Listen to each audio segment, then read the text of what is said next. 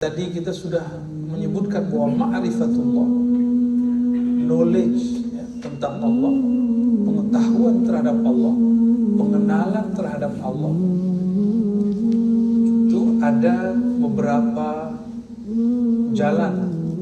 Ada jalan ahli thariqah sufiyah, amaliyah, ada jalan thariqah sufiyah ruhiyah. Thariqah sufiyah amaliyah itu hanya mendidik nafs jiwa. Maka wajarlah jika ahli thariqah masih bertengkar. Jadi tidak disesalkan, karena mereka masih sedang merawat jiwa. Jiwa itu ada yang disebut jiwa ammarah bisu, yang suka mengajak, menyuruh kepada keburukan. Ada yang lawamah, suka mencaci maki, ya, menyesal, macam-macam. Ada yang mulhamah. Mulhamah itu kadang dia baik, kadang dia buruk. Jika dia punya community yang baik, dia jadi baik.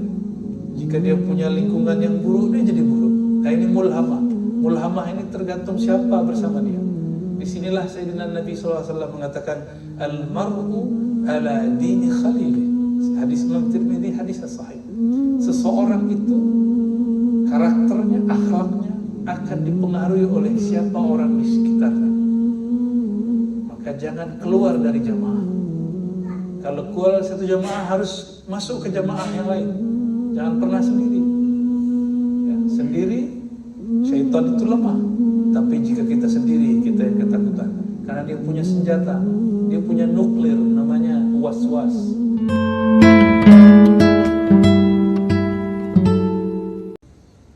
Dapat istiqomah dengan satu amal itu sudah cukup. Satu hal yang membedakan antara kita dan orang terdahulu cuma satu, mereka istiqomah. Istiqomah itu bukan berarti seperti robot, enggak, seperti malaikat. Istiqomah bahasa Arab berarti istaqama yastaqim. Dalam bahasa Arab istaqama yastaqim berarti berusaha untuk menjalankan semaksimal mungkin. Bukan berarti kita harus memaksa diri, tidak. Nah, istiqomah itu ada usaha. Usaha itu berarti bertahap, sedikit. Nah, jika tidak melakukan proses itu langsung banyak, nah disitulah muncul jenuh, bosan. Dan zikir-zikir tadi akan lebih nikmat lagi jika memahami isinya. Jadi kenapa banyak orang tidak menikmati zikir? Karena dia tidak faham apa yang dizikir.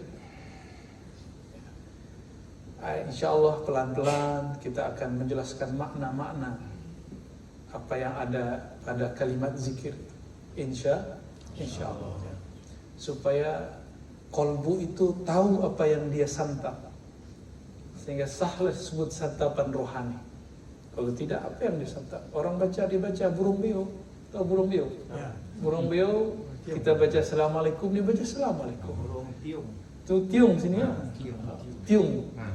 Dia suka repeat apa yang kita cakap ya? Ulang. Ya.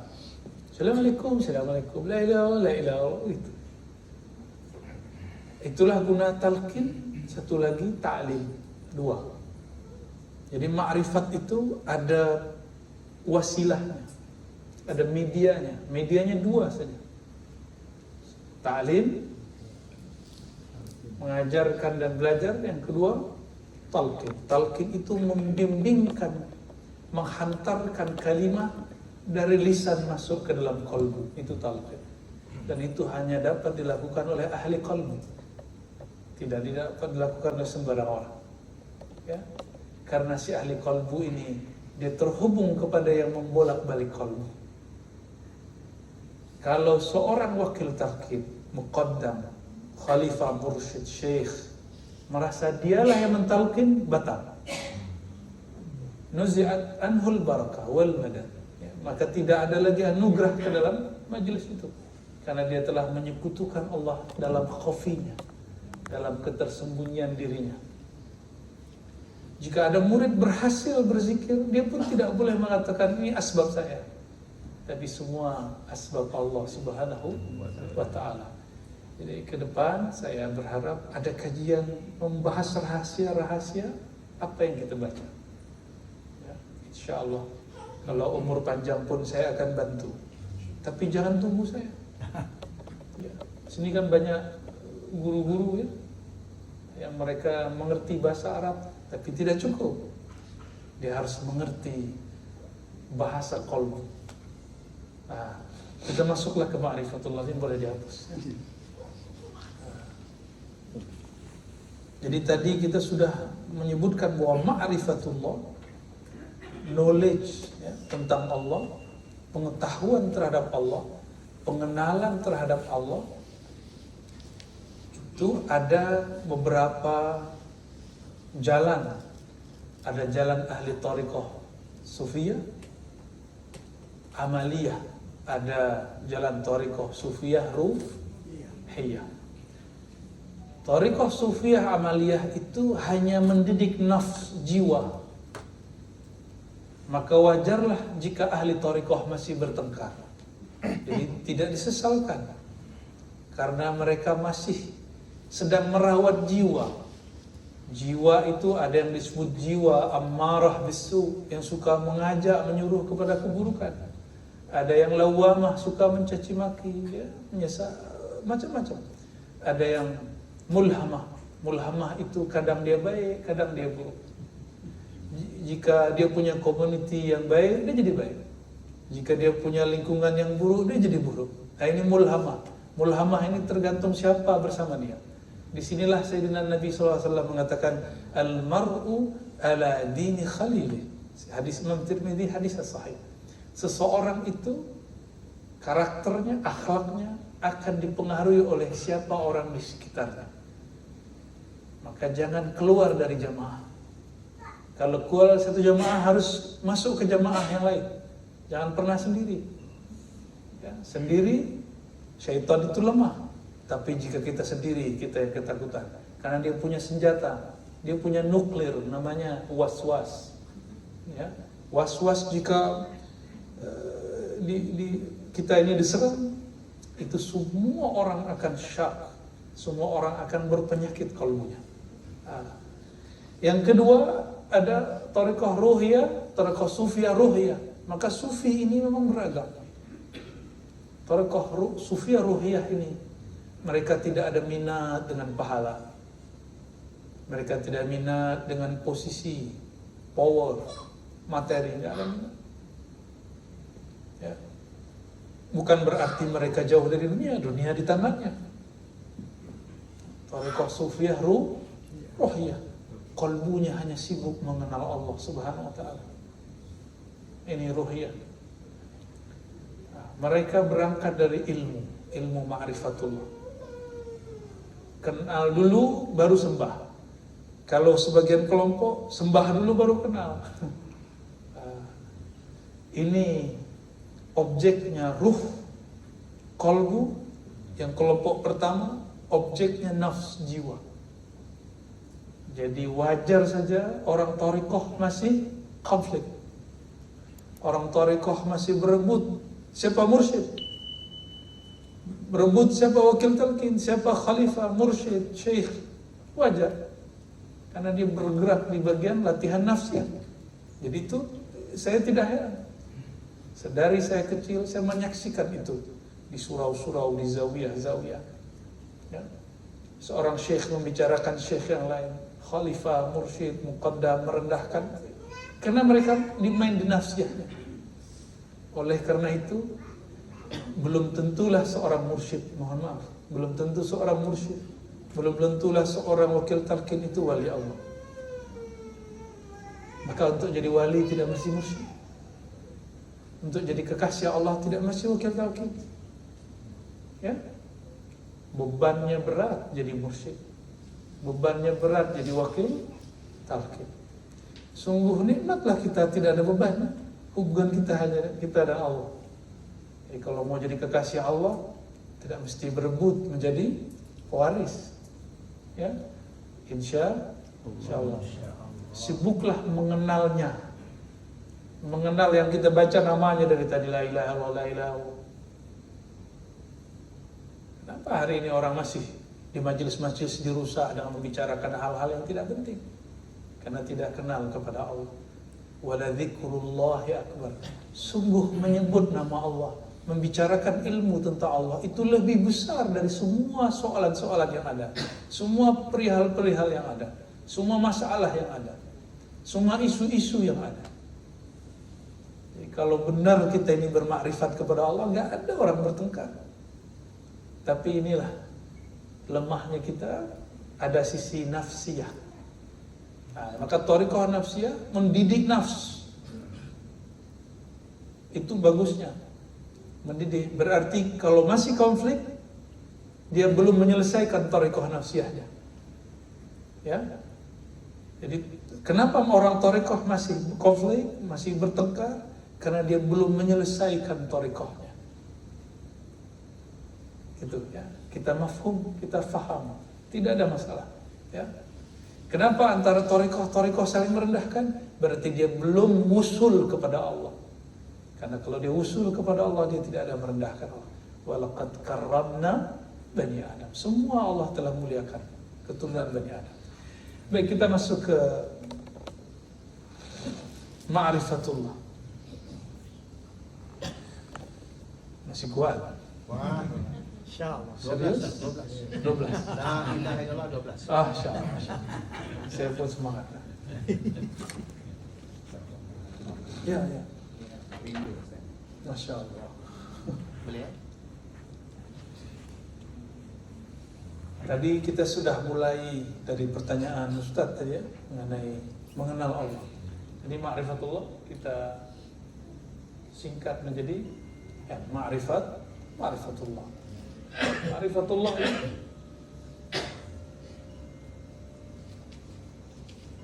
Allah SWT. Ini bukan Allah, ini huruf kata yang menunjukkan Allah. Tapi ini bukan Allah. Tapi ini harus dihormati. Coba Datuk ini punya nama, punya gelar, ada di suatu tulisan, lalu orang ambil, diinjak. Marah. Sama, apalagi yang punya nama ini.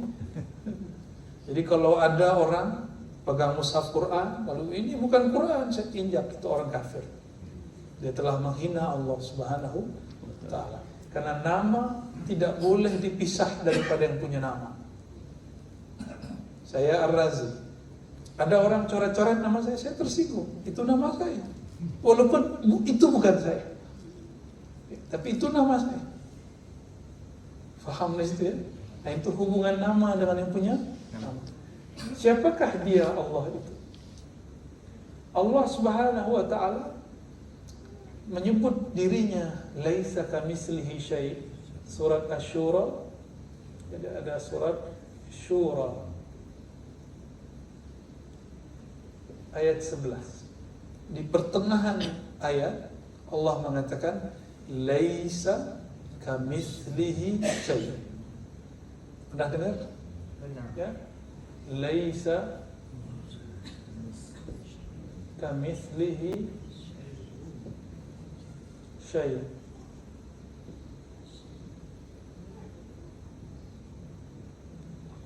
Laisa tiadalah ka seperti misli serupanya, seperti serupanya, seperti semisalnya. Jadi jangankan seperti dia, yang serupa dengan dia pun tidak ada. Jika Ar-Razi punya orang yang mirip di sini, ya, ada orang wajahnya mirip saya, maka tuan-tuan ini mirip dengan yang mirip itu tidak, apalagi dengan Ar-Razi, paham? Mirip dengan cloning saya pun tidak, apalagi mirip dengan saya. Tidak ada yang mirip dengan kamitslihi. Nah, siapakah yang mitslihi ini? Mitslihi ini bukan serupa dalam artian menyerupai Allah. Mitslihi ini dalam bahasa Arab bisa diartikan yang memancarkan nama-nama dan sifat-sifatnya. Siapa itu? Nabi Muhammad sallallahu alaihi wasallam. Tapi bukan berarti Nabi Muhammad itu Allah, bukan ya. Tapi memancarkan sifat-sifat Allah Subhanahu wa taala, sifat baiknya Allah, rahmatnya Allah. Nah, itu misli. Syai'. Tiada sesuatu pun yang serupa dengan Allah. Serupa dengan Nabi Muhammad pun tidak ada. Apalagi dengan yang disembah oleh Nabi Muhammad sallallahu alaihi wasallam. Paham di situ? Ya. Yang serupa dengan sifat indahnya Nabi Muhammad pun tidak ada. Apalagi yang serupa dengan Allah Subhanahu wa taala yang memberikan sifat itu kepada Nabi Muhammad sallallahu alaihi wasallam. Ini ayat surat Syura, mohon dihafalkan. Ya. Ini pegangan sampai masuk kubur. Ya. Ketika ditanya man rabbuka, boleh jawab pakai ini. Siapa Rabbmu? Boleh. Allah, laisa kamitslihi syai'. Malaikat lah. Sahib saya. Kalau kita sudah biasa selawat, nah, nanti dikasih unjuk wajah. Maka ada dua ma'rifat yang mesti diketahui sebelum kita wafat. Pertama ma'rifatullah, yang kedua ma'rifat Habibillah. Itu Nabi Muhammad sallallahu alaihi wasallam. Dua itu selamat. Nanti jadi kawannya malaikat Munkar dan Nakir. Ya. Bahkan kadang-kadang malaikat itu bisa lebih hormat kepada yang dia tanya. Wah, yang ditanya wali ya. Hormat. Dia angkat tangan. Jadi jika wali yang ditanya, malaikat Munkar Nakir, dia akan memuliakan orang itu. Tapi jika yang ditanya tidak mengenal dua ini, ya ma'rifat tadi. Jadi ini baru satu ma'rifat ya. Baru ma'rifat Allah Subhanahu wa taala. Satu lagi ya, Muhammad. Di sinilah orang belajar Nur Muhammad. Boleh belajar Nur Muhammad, bukan ajaran sesat. Itu ajaran ulama-ulama dari dahulu. Ya. Imam Sa'id bin Jubair, murid dari Sayyidina Ibn Abbas, tabi'in, mengatakan bahwa Allahu nurus samawati wal ardi, surah An-Nur ayat 35. Nur itu, nur kedua dalam ayat itu, ayat yang panjang. Allahu nurus samawati wal ardi. Saya kalau sholat malam suka baca ayat itu. Berharap Allah supaya terangi qalbu. Ya. Allahu nurus samawati wal ardi. Mathalu nurihi, nur yang kedua itu nur Nabi Muhammad. Siapa yang cakap? Tabi'in. Tabi'in itu salaf, murid sahabat. Maka ilmu Nur Muhammad bukan ilmu orang tariqah, bukan ilmu sufi. Itu ilmunya para sahabat, ilmunya para tabi'in. Maka ilmu tarikat sufi diambil dari mereka. Tarikat sufi bukanlah ajaran baru, bukanlah ajaran sesat. Dia diambil dari ajaran sahabat-sahabat Rasulullah sallallahu alaihi wasallam. Yang ini kita simpan dulu ya. Kita yang ini sudah dihafal, laisa kamitslihi. Coba dihafal. Laisa kamitslihi. Hapus ya.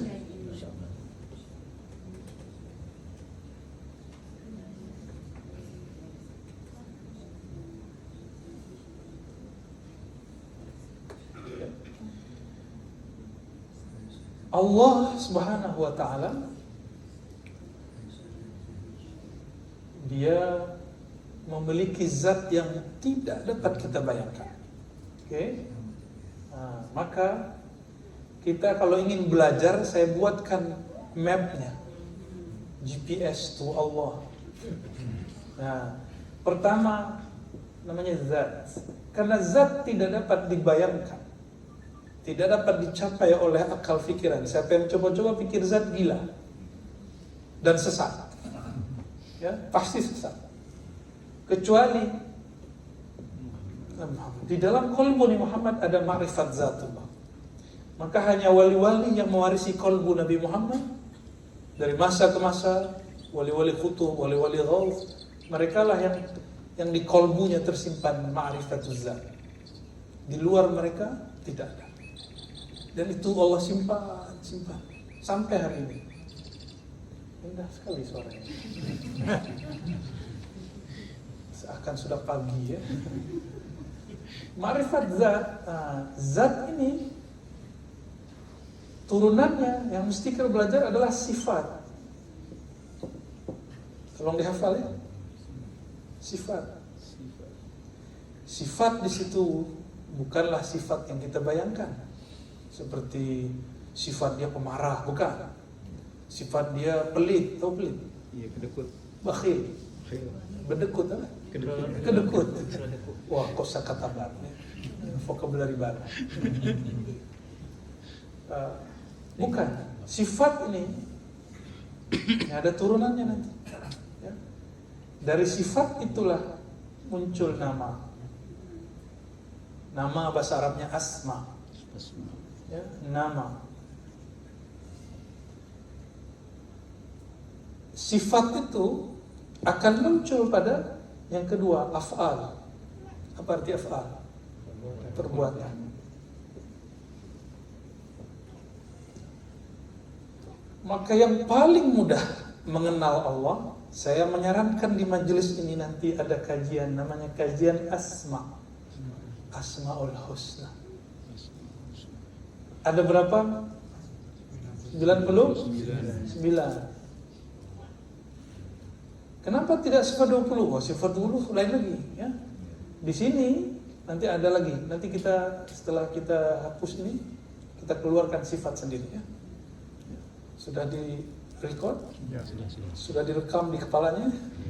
Oke. Nama. Ya. Nah, af'al ini di antara nama itu ada yang berkaitan dengan sifat, ada yang berkaitan dengan perbuatan. Ya. Sekedar sifat tidak ada batas.